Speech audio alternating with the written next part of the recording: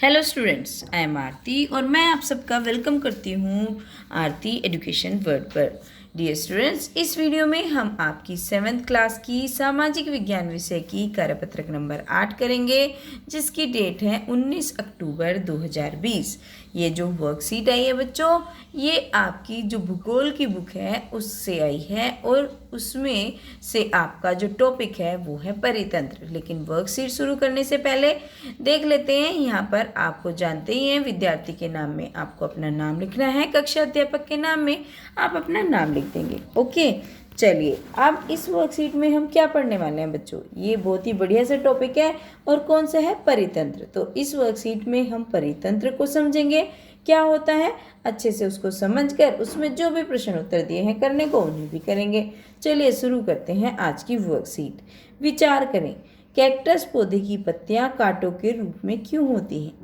ये आपको विचार करना है, क्यों होती हैं, सोचिए ज़रा। इसलिए होती हैं क्योंकि जब पानी जहाँ पे कम होता है वहाँ पे उगता है कैक्टस का पौधा, तो जब उसे पानी नहीं मिलता तो उसमें कांटे जमने लगते हैं ऐसी जगह पे, रेतीली जगह पे, है ना, पानी को ऑब्जर्व करने के लिए अपने अंदर। और ऊँट को रेगिस्तान का जहाज क्यों कहा जाता है? ऊँट को बताओ क्यों कहा जाता है? ऊँट का इसलिए कहा जाए, सोचिए आप, ये खुद सोचना है आपको। वैसे तो कमल के पौधों की पत्तियां चपटी क्यों होती हैं? मेंढक पानी के पास क्यों पाए जाते हैं? तटीय क्षेत्रों में रहने वाले लोगों के भोजन का मुख्य भाग मछली क्यों है? ठीक है, चलिए वर्कशीट देखते हैं, इसको आप सोचते रहिए। विभिन्न स्थानों पर पाए जाने वाले जीव जंतु, वनस्पति व लोगों के रहन सहन के तरीके अलग अलग होते हैं, है ना। अलग अलग स्थानों पे जो जीव जंतु पाए जाते हैं, वनस्पति पाई जाती हैं, लोग पाए जाते हैं, उनके सबके रहने के तरीके अलग अलग होते हैं। सभी पेड़ पौधे, जीव जंतु, मानव अपने आसपास के पर्यावरण पर आश्रित होते हैं। जैसा वहाँ का पर्यावरण होता है वो उसके अकॉर्डिंग ही करते हैं, उस पर ही आश्रित होते हैं। प्राय वे एक दूसरे पर भी आश्रित होते हैं, और क्या होता है, एक दूसरे पर भी डिपेंड होती हैं सब चीज़ें, है ना। जैसे अपने पर्यावरण पे और जो जीव हैं एक दूसरे जीव पे। जीवधारियों का आपसी व अपने आसपास का पर्यावरण के बीच का जो संबंध है ना, उसी को हम बोलते हैं परितंत्र। क्या होता है परितंत्र? जो जीवधारी होती हैं, जो भी प्राणी होते हैं, उनके आसपास का संबंध और उनका पर्यावरण के साथ संबंध, ये दोनों ही बनाते हैं परितंत्र। राइट, चलिए, एक परितंत्र में वह सभी कारक होते हैं जो एक विशिष्ट क्षेत्र में परिसर क्रिया करते हैं। ठीक है, चाहे वह जीविया हो या अजीविया, मतलब वो सारी की सारी चीज़ें जो उनके आसपास रहती है और कार्य करती रहती है, क्रिया करती रहती है, वो होते हैं उसके क्या कारक होते हैं, चाहे वो जीव्य हो या फिर अजीव्य, मतलब चाहे वो सजीव हो या निर्जीव हो।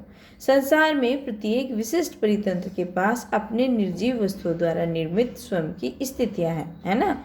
सबकी जो विशिष्ट परितंत्र है उसकी जो स्थितियां हैं, जो वस्तुओं ने बनाई है, उसकी खुद से बनाई हुई स्थितियां उसकी वजह से है ना, निर्जीव वस्तुओं द्वारा जो बनाई जाती है ना, वह स्थितियां निर्धारित करती हैं और किस प्रकार की जीव वहाँ रहने के लिए सक्षम है ये भी बताती हैं। जो स्थितियां हैं उसी के अकॉर्डिंग आदमी रह सकता है। अगर चीज़ें वहाँ ऐसी नहीं होती तो जीवधारी भी क्या होते हैं, वहाँ से मिग्रेट होते हैं, अलग चले जाते हैं और अलग रहने लगते हैं ना। जैसे मान लो पानी नहीं होगा, किसी पंछी को ज़्यादा पानी चाहिए तो वो अलग चले जाते हैं कुछ टाइम के लिए, है ना। अगर वहाँ पे पानी नहीं है उस टाइम के लिए वहाँ से अलग चले जाते हैं। या फिर कोई ऐसा प्राणी है जिसको जो बहुत ज़्यादा ठंड हो रही है, वो वहाँ नहीं रह सकता, तो वहाँ से वो अलग चला जाता है। या पेड़ पौधे होते हैं तो वहाँ पनप नहीं सकते, वहाँ पैदा ही नहीं होते, वहाँ अलग तरीके के पेड़ पौधे होते हैं। तो ये होते हैं हमारी स्थितियाँ। वे स्थितियाँ किस प्रकार जीव वहाँ रहने के लिए सक्षम है, ये हमने अभी पढ़ा। जीव जंतु केवल वहीं पनप सकते हैं जहाँ उनकी ज़रूरत होती है, वहीं तो पैदा होंगे जहाँ उनकी ज़रूरत होती है। अधिक वर्षा वाले वन, घास स्थल, रेगिस्तान, पर्वत, झील, नदी, महासागर और छोटे से ताल का भी परितंत्र हो सकता है। ये सब चीज़ों का भी एक परितंत्र होता है, किस वजह से इनकी स्थितियाँ होती हैं, है ना। क्या क्या होगा, मानव ने भी अपने विवेक से उपयोग से मछली घर, बागान और बाग जैसी कृत्रिम परितंत्र की रचना करी है। मानव ने भी अपना दिमाग लगाया और बना दिए बागान, है ना, और बाग बना दिए, है ना, मछली घर बना दिया।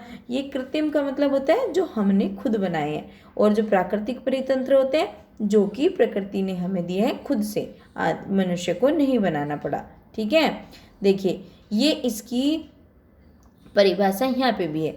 परितंत्र वह तंत्र जिसमें समझदारी आपस में एक दूसरे के साथ तथा पर्यावरण के उन भौतिक और रासायनिक कार्यों के साथ परस्पर क्रिया करते हैं जिसमें वे निवास करते हैं। ये सब ऊर्जा और पदार्थ के स्थानांतरण द्वारा संबंध है। ठीक है, ये इन्होंने इसकी एक और परिभाषा बना दी है। ठीक है बच्चों, तो ये तो हमने पढ़ ली वर्कशीट। अब देख लेते हैं इसके प्रश्न उत्तर।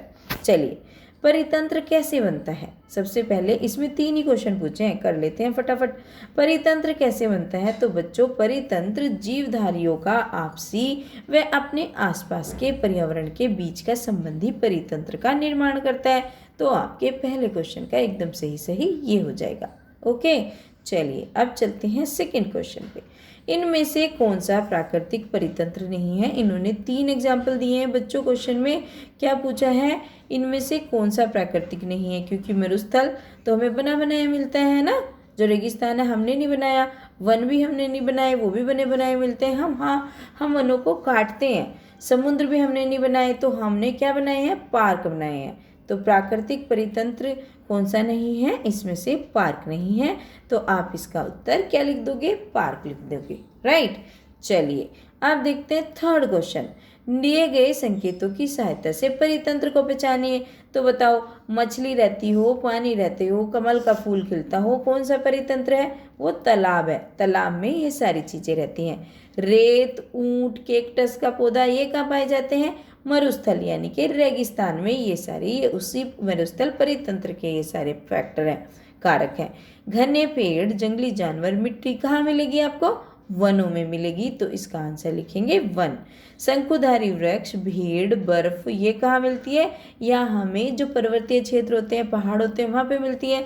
तो इसका आंसर आपका हो जाएगा पर्वत। ठीक है, बस यही 3 प्रश्न थे बच्चों इसमें। लेकिन हाँ, एक बहुत ज़रूरी चीज़ जो आपको याद रखनी है, नियमित रूप से अपने हाथों को साबुन और पानी से धोते रहना है कोरोना से बचने के लिए। ठीक है बच्चों, तो ये थी आज की आपकी वर्कशीट सोशल साइंस की। मुझे पता है आपको वीडियो से हेल्प मिलती है, तो बच्चों वीडियो को लाइक कर देना अगर अभी तक नहीं करी है, और अगर चैनल पर नए आए हैं तो चैनल को सब्सक्राइब कर लेना विद नोटिफिकेशन बेल, क्योंकि उसी से तो आपको नोटिफिकेशन मिलेंगे सबसे पहले। और बच्चों, अपने दोस्तों के साथ शेयर करना बिल्कुल भी ना भूलना। Thank you.